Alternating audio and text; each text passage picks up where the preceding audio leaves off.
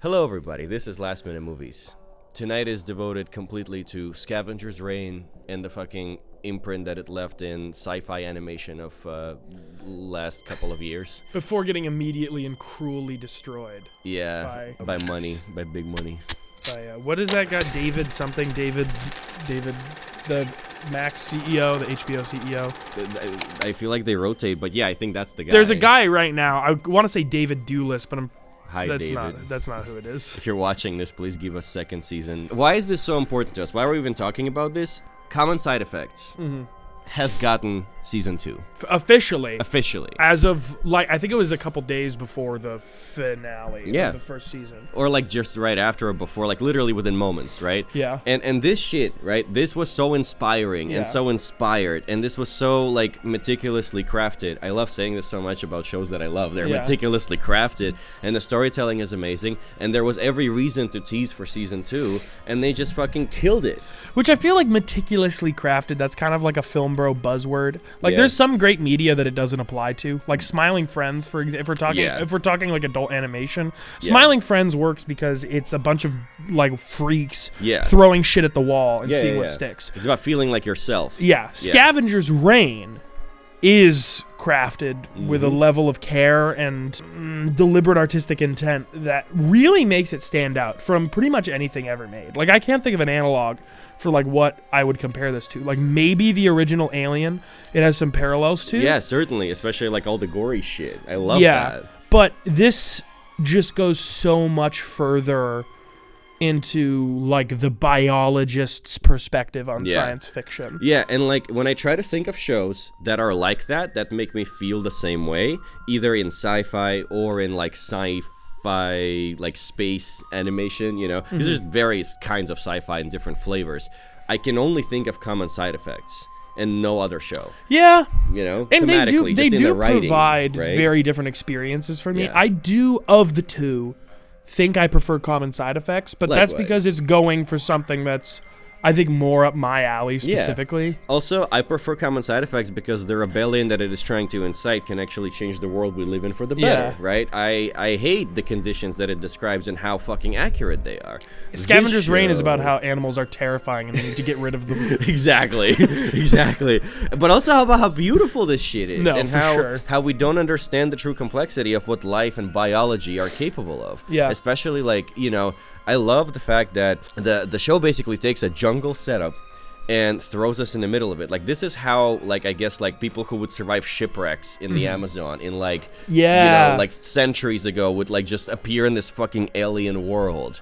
Yeah, the inspiration for this is, on crack. Because the writing is on crack. They're oh my god, let's throw, synthetic life into this. Let's throw some biological insights into this. Let's throw, fucking, symbolism of what life is as a whole. Not many of you know this, because I don't talk about this a lot on the channel, but I am working on a nature documentary miniseries. It's called Organic. We're planning on selling it to some streaming services. I'm, a full-time filmmaker. Critically acclaimed, I might add. Yeah. This is not some...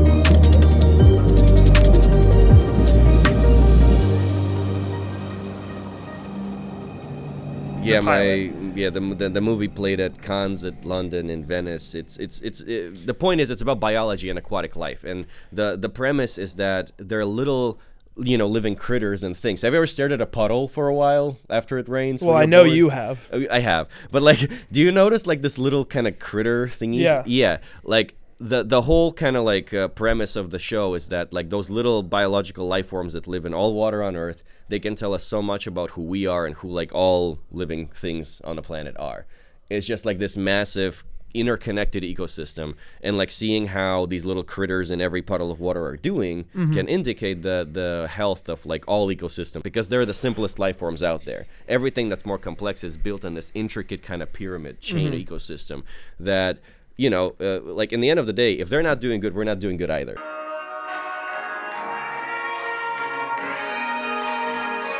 It takes this premise of this beautiful, wondrous nature, right, and the force of life force as we know it, and it creates this intricate kind of like tapestry of living things that are created by animators on crack, who just like were like, they looked up all sorts of biology and like, I'm amazed. and shit. You keep saying crack, but it's for sure hallucinogens. I mean, yeah, shrooms, obviously. Yeah. These Right? guys, right? Because common side They got the effects fucking again. Blue Angel up in Yeah. that bitch. They have had some experiences. No Yeah. doubt. I think something that's really fun about Scavengers Reign, and having seen the short film that it's based on from the creator of both Scavengers Reign and Common Side Effects, is the preoccupation with like the mechanisms of how nature works. Right. It's really interested in showing you the domino lines that fall and how ecosystems evolve these complex relationships. Animals evolve these relationships to each other.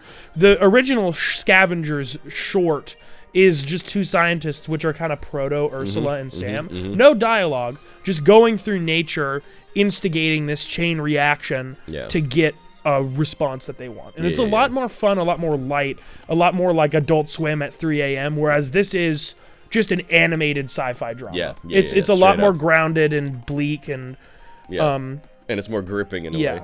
And so the show is so interested in showing you the step by step of like, okay, so this plant steals a little bit of blood from you, and then it creates a clone of you. That clone of you kills the old you because the old you's been poisoned, buries you, and then explodes to spread its spores and shit like that. That was complex. Yeah. That was complex. Like, I loved it. There's so many moments where it's like, okay, we got to get off this beach because shit's happening. Yeah. So we crawl inside the big foreskin penises of these like whale monsters that nurse their eggs. Yep. But then the scary crab comes in, because obviously the scary crab is going to have evolved to go. There's obviously predation and shit. Yeah, and eat those fucking eggs. And it's so interested in that. And then it's also subsequently interested in like the concept of an invasive species, because we're already quite familiar. Mankind is the most pervasive. We are, what is it? A walking bipedal extinction event. Yeah. That's what we are, yep. We have essentially decimated every ecosystem on the planet. Yep, that we've ever encountered. And so Scavengers Reign is preoccupied in showing that in real time, where you introduce... you have these animals like the fat baby, the evil baby. The telepanda. Yeah. That's what I call him in my head. I think technically he's called the Hollow. Yeah. But I just like that he's an evil baby. Yeah. His whole role in the ecosystem is that, like, he gets these little fuckers to do his bidding and bring him fruit. And almost some balancing act in all of that, too. Like, his telepathic abilities is like almost like a fail-safe system. Yes. For when the regular functions of the ecosystem might not work out. And you get it's kind of not explained to you, but shown to you that the more complicated life forms on this planet will have built up an immunity to his telepathic powers. Yeah. So you introduce a human who it's mutually novel, where a person would not have built up the same immunities that the other creatures on the planet would have to its telepathic powers, and it would never have had the opportunity to control something as complicated as a human. So as soon as that symbiosis begins, it just starts an ecosystem collapse. Yeah, and it's a straight up, like, to me, I think it was also framed almost like a first contact. Because, you know, those little doodles, right, they have such a big brain, it's almost like they are native. Like, I bet that those species would have evolved into, like sentient, but at the same time, right, it's a purely animalistic function, right, like a purely animal function in a way that telepathic connection is formed. And, like, kind of like exactly how you said, they're basically just fulfilling their most mechanical function in the ecosystem by connecting with this guy. Yeah. And he basically just fucking poisons it through, like, without knowing, through his sheer presence in that ecosystem. We're talking about Cayman. Yes. Yeah. Without even knowing that he is doing anything to that ecosystem, Cayman basically poisons it and Which is destroys it. such a good fucking one-to-one Yes. for what he was doing on the Demeter. And also... how that guy's he is just destruction and death incarnate. Wherever he goes. Yeah. But also, it's an incredible messaging to, like, all biologists and, like, environmentalists there. Yeah. Because just by being in the environment, Cayman was able to completely, like, sidetrack everything that is on it, derail the whole fucking system. And he didn't mean to do that. He was just in it. Not even him trying to survive. Just making that telepathic connection is enough to contaminate it beyond repair. And Flick the first domino. Yeah, and that is something that humans do everywhere. Yeah. In this planet, we don't fucking pay attention to it at all because, like, how can we? Yeah. How can we acknowledge that our mere presence of us stepping a foot in an environment like a jungle is giving profound domino effects like that? Like, what the? It's such a beautiful show. I don't get this messaging in other shows. And you know?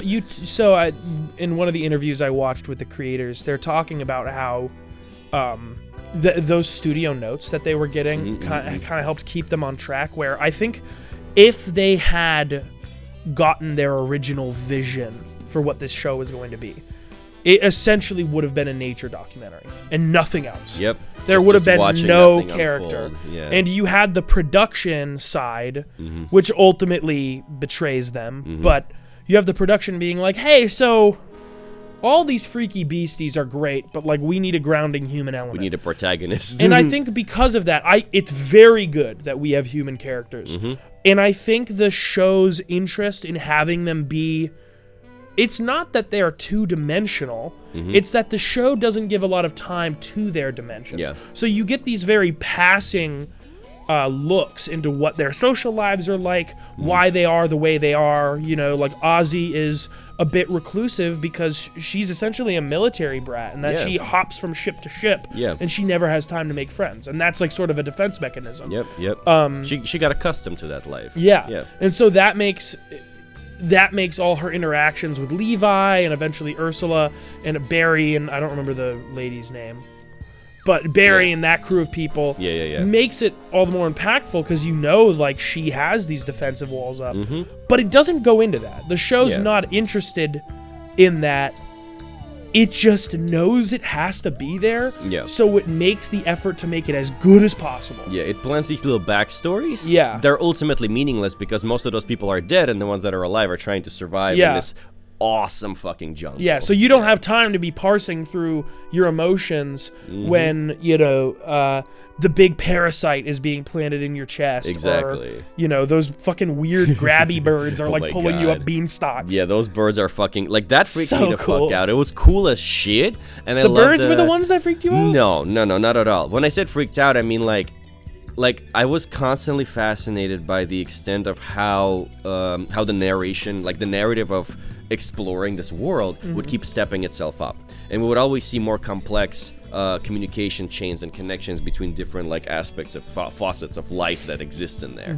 And the fact, like I love that they wrote humans into it because it creates it gives us a perspective of someone a biologist, right, who now has to examine all of these processes around her to potentially save another human being. So all of this suddenly obtains stakes. And I was freaked out by it because it was the first time in the show, I think, when he was, like, fucking kidnapped, essentially. Yeah, he just gets whisked away. And they were just talking about, like, their sense of belonging to each other and how that keeps them going, which also echoes with, like, the whole Levi situation. You know, we're shown these different faucets. Oh, yeah, I fucking love Levi. But we're gonna get there in a second. We're showing these different faucets of what it means to be human species as well, because they're juxtaposed against this completely alien environment, and we see how these humans survive, and we're like, oh, this is how this species of human operates. Exactly. In a way, it is a nature documentary about people too. Yeah, exactly. Because it's examining human behavior and herd behavior and the way humans are able to adapt as a group and cooperate, exactly. Right, and that's explored with the literal scavengers, right? Those people who show up to answer the distress beacon. Yep. And how they have these behavioral patterns that allow them to adapt to different environments. And it's like this is the David Attenborough Planet Earth human section, right? Yeah. And that's so fucking cool.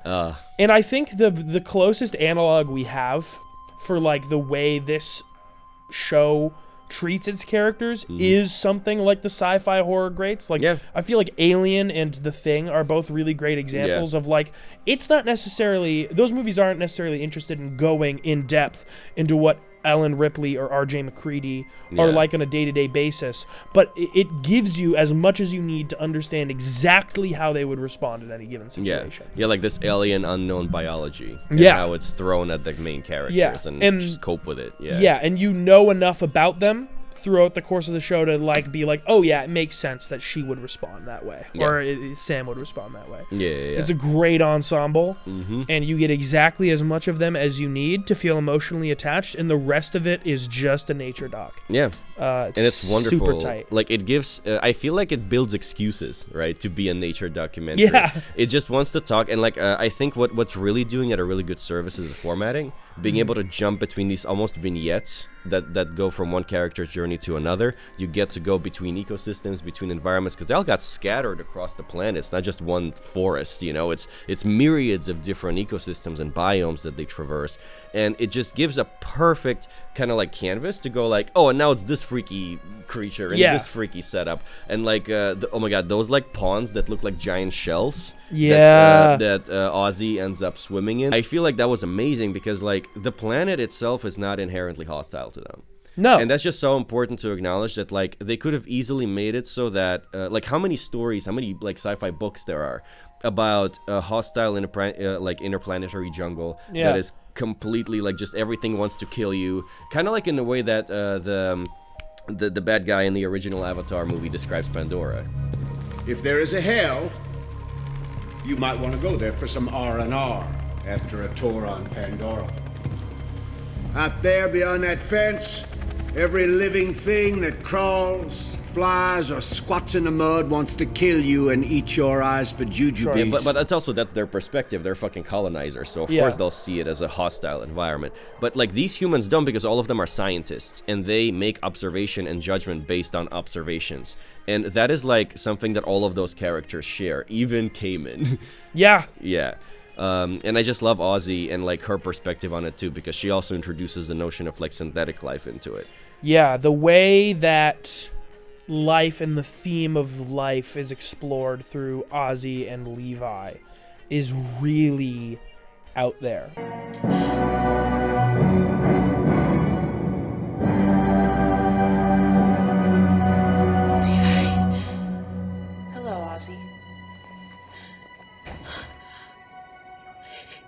You're alive. Yes.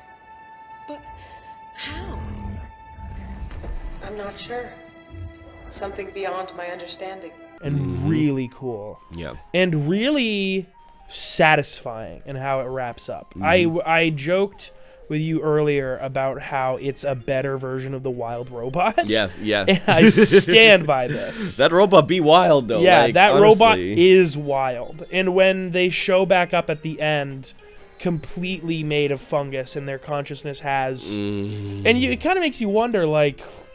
Is this a good thing? Like it's technically contamination. Yeah, they're making offspring, but they also live harmoniously with the planet as far as we can see. Well, harmony is a relative term, right? Yeah. The same way how our planet is in harmony with all the plastic that it's been ingested into the environment. Yeah. It's a part of the soil now. It's part of the ocean. It's part of you and me. Like it's harmony because it's just there now. in the same way, like, that consciousness is now integrated, like Levi's consciousness is now integrated into that, like, I keep thinking it's mycelium, honestly. Like, it's always these shroom themes that keep coming back. Yeah, everywhere. that's definitely pretty mushroomy. Yeah. Whatever is growing inside of Levi. And it's just awesome because, like, that's what spores are. We have things like this on this planet. Not the telepathic ones, even though some people... That we know of, yeah. Even though some people who trip on shrooms beg to differ. Yeah, they fully believe that shit. Yeah, but, like, you know, I just think that those types of life forms...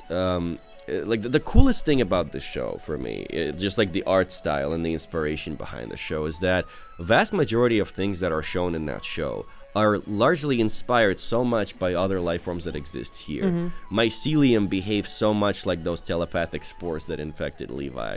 The animals that communicate with each other, that turn each other into zombies. We don't have telepandas, right, that tell other things what to do, but we have parasites, right, that control animals' behavior. And if you look at, like, the macro world of insects, or more obscure animals, or aquatic animals, or into, like, the completely macro world of, like, copepods and ostracods, the little fucking squiggly thingies that are barely visible, like, they have certain rules that their world abides by, that their biology follows, that directly inspired how a lot of these creatures operate. And I just think it's fucking amazing because pretty much all inspiration was taken from this world. And that illustrates just how alien this world might be to us while watching that show. Like, I think that a biologist or an ecologist or an environmentalist who watches Scavengers Reign is just gonna get such an incredible kick out of watching it that none of us can. Yeah. Because they'll keep connecting it to, like, existing biology and just like, oh my god, amino acids. Like, yeah. Like, you know, we have, like, our bodies have the same exact amino acids as succulents. Like, all living things share, like, ATPs and ADPs and DNA and all this crap. And I do not know of another show that could illustrate things like this. Or another movie. Or other movie that could illustrate interconnectivity of all of these things so well. And I guess, like, finally I want to say, and this might be a hot take or a bold statement, but I think the animation is the only medium that can illustrate something like that in such a concise manner in a narrative form. It would that is be accessible. hard.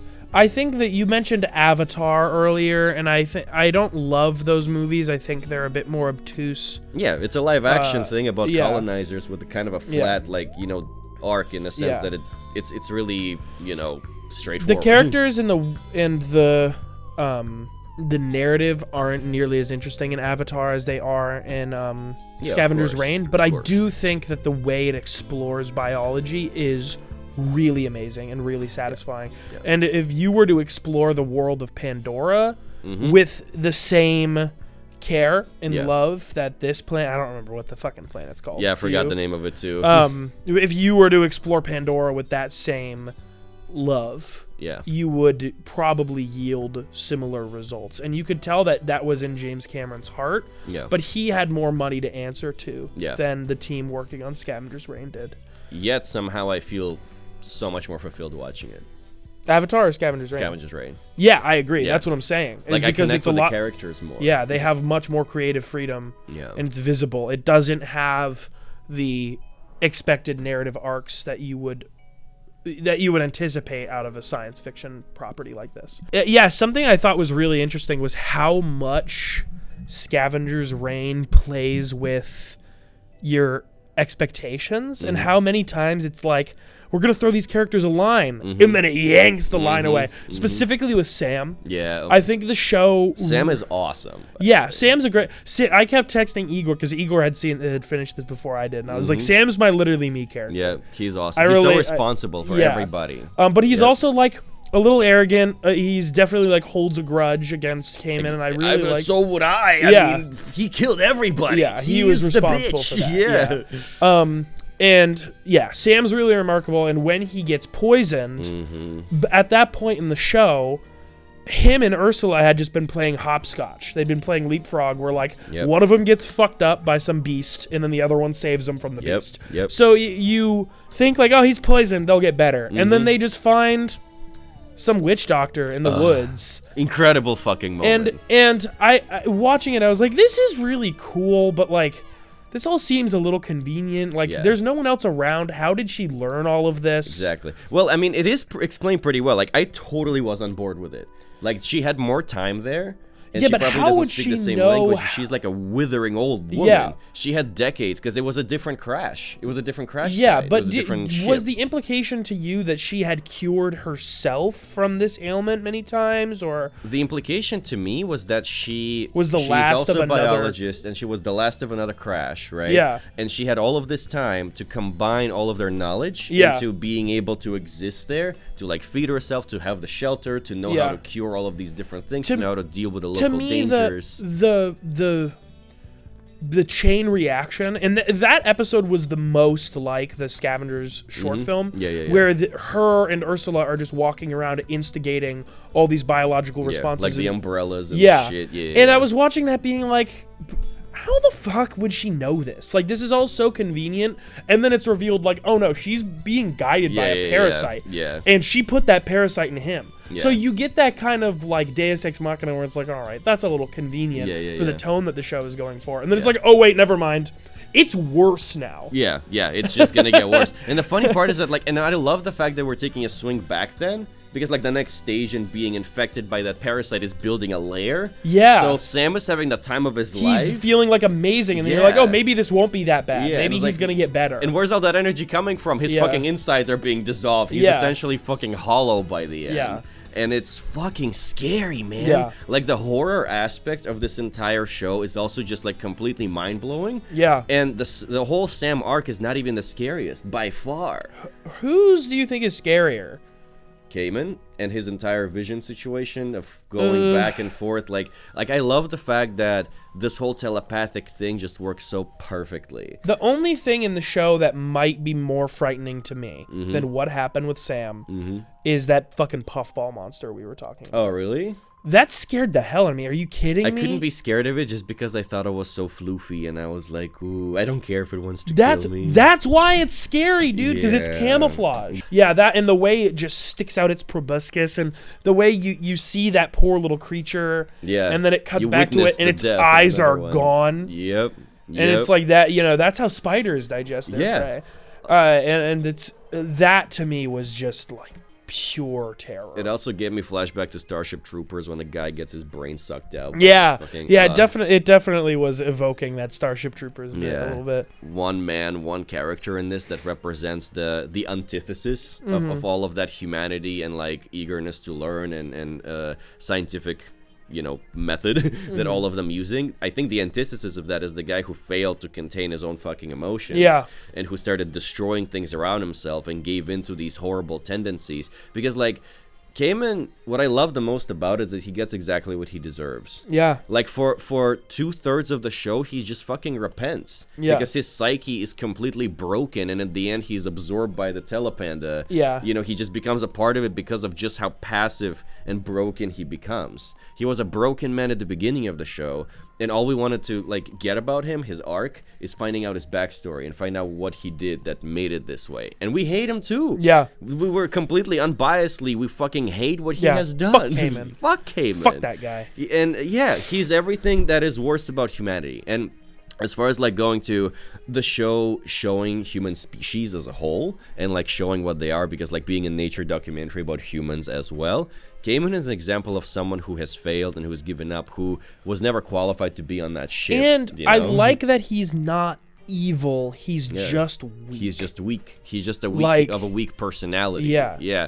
Also, like, connections to his personal life, how he's weak in his personal interactions and personal relationships, and that weakness that then also translates to his professional life. Right now, there is no good understanding for what a human that was raised in space is like during the space age, and the space exploration becomes interplanetary, interstellar. What are those people like? What are their characters like? What are the characters of people who work on these ships are like?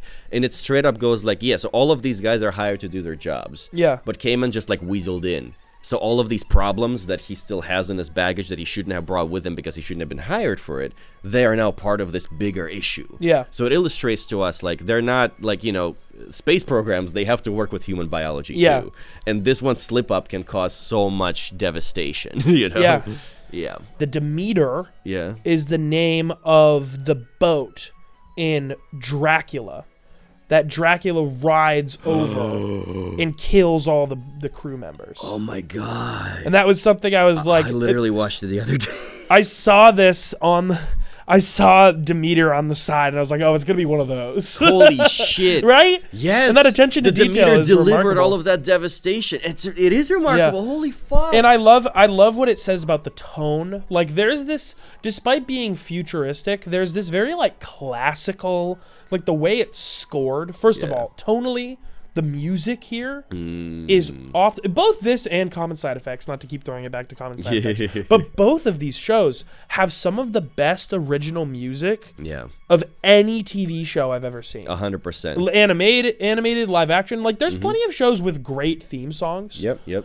But, like, as far as, like, what's used from scene to scene, the use of synthesizer and the use of big, like, orchestral compositions, the theme music to this show, this very beautiful, serene piano with the building strings in the background. Yep. And, like, it, you know, I'm you're playing it in my head as we speak. Yeah, you're looking at the remains of the Demeter wreck. So it is peaceful. Yeah. No one's left to struggle. Yeah, no one's left to struggle. It's just kind of there. It's just these people floating in space, and you're seeing how beautiful and elegant that is, but also you're reckoning with the implications. Yeah. And I thought that opening was part of the show. And it is. It is. It literally is. It kind of establishes exactly like the intro sequence to the show as well, right? Yeah. Yeah. It just tells us that story again, so we don't even need to know it. And that's beautiful. Like the most serene fucking little piano music in the intro while seeing those fucking capsules burn up on the atmosphere. Yeah. And, like, you know, it's such an intense flare scene. coming off of that beautiful orange sun, and you're like, wow, this is not good. This is scary. But it's like visual poetry, though. It's so beautiful, and, like, you know, and that's something I agree. Yeah. You could only do in animation. Yeah. You could try, and many have. Yeah. But I don't think space has ever looked quite like that. Yeah. It's a survivalist story, and it deserved a second season or an expansion or a fucking feature film. Which it's not totally off the table. It's not? Well, Max surrendered the rights to the show. Yeah. As well as taking it off the platform. So if someone else like Adult Swim, or Netflix has Netflix has purchased the rights to stream it. Yeah. And Netflix has already done that a couple times where there's been a beloved TV show, it's gotten scrapped, and Netflix has saved it. Yeah, that's where I watched Scavengers Reign on Netflix. Me That's too. why I was so confused when you said it was Max. That makes perfect sense. Yeah, it was a Max original. Okay. And they have a season 2 planned out. You might have had a chance to watch the trailer that's on YouTube. I did. It's amazing. With the weird monkeys. Yes. And they get into the, like, that weird cult element that I wasn't super... Yeah, they're like... me neither, but I think that was just exploring human aspects of it. And it was a cliffhanger. So I'm sure if we got more, I trust these guys enough to assume that would have become more satisfying. Yeah. Because, I mean, there have been plenty of times in my life where I've been left with a cliffhanger and I've been like, what the fuck? And then I rewatch it later and I'm like, that's genius. Yeah, literally. Because, like, you don't really know where it's going. And then they have time to develop it and write it. That's why, like, the show format is better than, like, a feature format, let's say, for this. Because it's vignette, and you can, like, you see, I think that in many ways... Vignette's my favorite kind of pasta. Oh, vignette. It's a vignette that translates throughout the whole formula of the show. So it's a vignette. I fear that cinema is dead. The Minecraft movie came out 2 or 3 days ago, and it's already made like double its budget. At least Jack Black made bank. He was gonna make bank anyway. You're right. They were all making bank. Also, Jack Black doesn't need the help. You're right. The people who made Scavengers Reign do. Need help, yeah. So, like... mental and financial. Yeah. That's the state that cinema is in. And it's not all gloom and doom. My favorite movie won 4 Oscars, excuse me. And, you know, you had some bangers coming out for sure. But I think the way that the collective psychology used to take in film to reflect, like, where the pop psychology was. Yeah. We're doing that with television now. Okay. Television is now where the zeitgeist lives. Yeah. Because if I go into work and I'm like, yo, who fucks with a Nora? Mm-hmm. There's like 3 film nerds that are like, yeah, Nora was tight. I watched it. I walk into work and I'm like, yo, who's fucking with Invincible? Mm-hmm. Every person Yep. from every department is like, yo, did you catch the Invincible finale? Yep.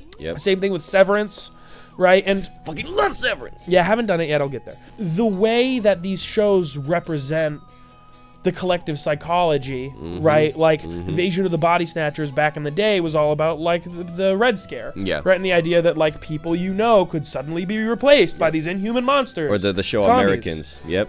Well, and now with TV, it's like, Common Side Effects is airing our collective grievances about the healthcare system. Yeah. And, Severance, again, haven't seen it, but from what I understand, is about the alienation we all feel in the professional world. Yeah. Right?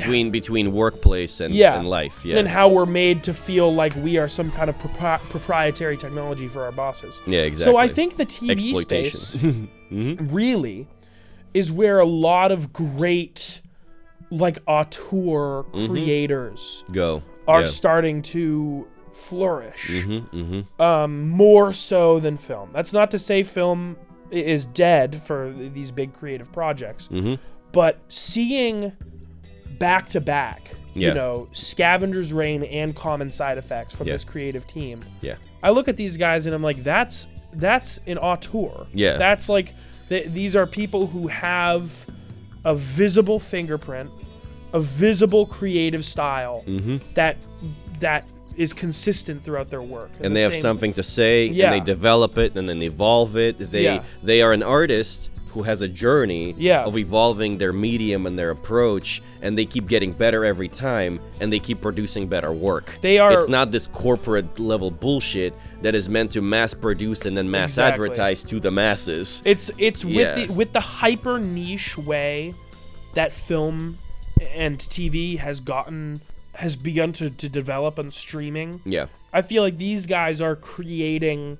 this pocket of high concept sci-fi animation in the same way that like Vince Gilligan totally revolutionized the TV crime drama, or Mike Flanagan totally changed the way we watch horror TV. Yeah, exactly. Right, where it's like it took, like, what was horror on TV before? Fucking American Horror Story. Yeah. Like these shitty, something that was good at its time, and then it just devolved. Yeah, exactly. And you compare that to like what Mike Flanagan was doing with Haunting of Hill House. Completely different story. And it's so intelligent and so detailed and crafted with such love. And it's the same thing with animation. For a while, not to knock the Richard and Mortimer, I get a good chuckle out of Rick and Morty every time they come back. Yeah, but they also, like, that's been almost a decade since it came out. It has to evolve into something else now. And for adult animation in the States, we're getting all that same shit where they're being animated in, like, Blender. Yeah. Right, where they're just puppeting around the corpses of the Simpsons and the Griffins. And it's just making you laugh. Yeah, it's the same ugly animation style. And then people showed up and were like, hey, if you give us money, we'll do something different. Yeah. And the best part is people are responding. Scavengers Reign was a bit more niche. Yeah, it was much harder to push out to the people. But Common Side Effects is another one of those things that, like, half of my coworkers are watching it. Yeah, it's fucking relatable. Yeah. That's what it is. And I think it bodes really well. I hear this. People say this shit so often, where it's like, terrible time to be alive, amazing time for art. Oh yeah, like we're pumping out. That's exactly what it is. Usually said that, like, when it's amazing time for artists, it's never amazing time for anyone else. Facts. And it's just so real, because like you need to reflect on all this shit. Yeah. During the Great Depression, the two industries that never failed: cinema. Yeah. And liquor. Yeah.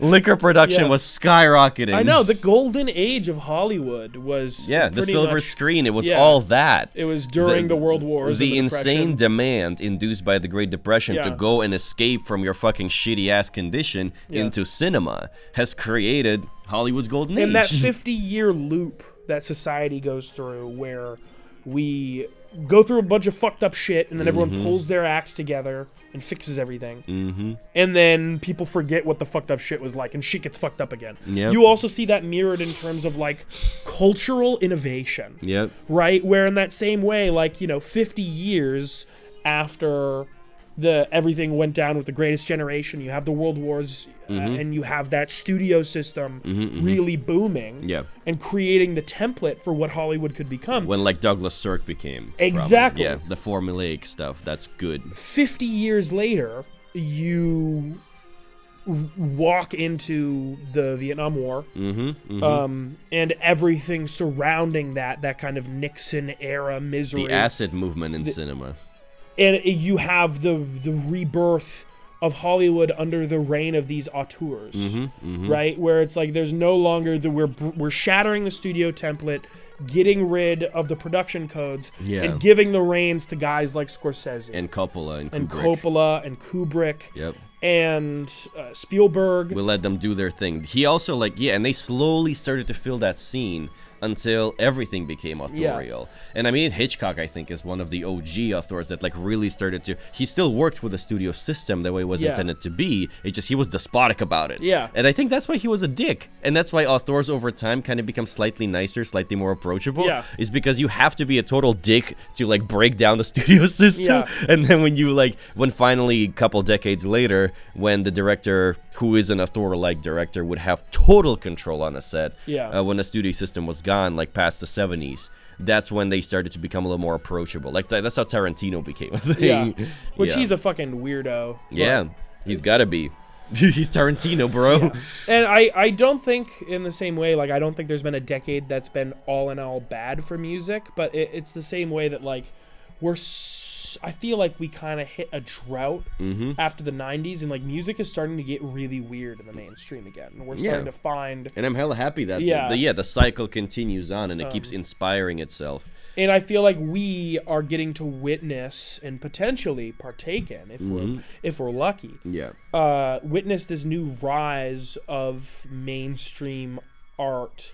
That is weird. Yeah. That is new. That is novel. That is of our time. Because I do think that there's a hunger in a world that is so fragmented. Yeah. I do think people like us, and there's a lot more than you would think. There's a whole bunch of weirdos and misfits. Yeah. Most people are. Most people want this connection. They want to be acknowledged in their weirdness these days. And I think people are looking for more of a collective representation of their experiences. And that's what these kind of weirder, more out there projects are able to represent. And animation, right? Like, because when you think about the medium of animation versus live action, the prototypes and the avatars that are created, an animated character like Homer Simpson, right, can, like, a lot more dads, let's say, can associate with him regardless of their own background and experience and ethnicity or where they're from. Animation allows you to create these avatars that anyone can connect with, from a child to an old person to a non-binary person. Like literally anybody from any spectrum can watch an animation that they like